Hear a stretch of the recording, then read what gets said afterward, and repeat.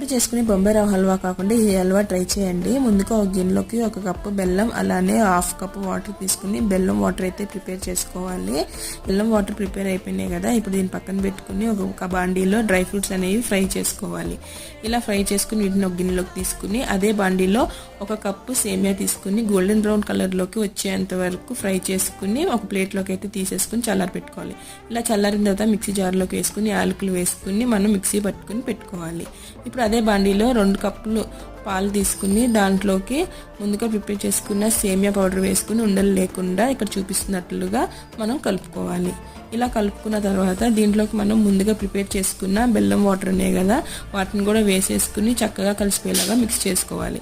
ఇప్పుడు దీంట్లోకి 1 స్పూన్ నెయ్యి వేసుకుని ఒకసారి కలుపుకుని 2 స్పూన్లు కొబ్బరి పొడి వేసుకుని చక్కగా కలుపుకోవాలి. ఇలా బ్యాండింగ్ సెపరేట్ అయ్యేంత వరకు కలుపుకుని డ్రై ఫ్రూట్స్ వేసుకుని దింపేసుకోండి. మన టేస్టీ సేమియా హల్వా అయితే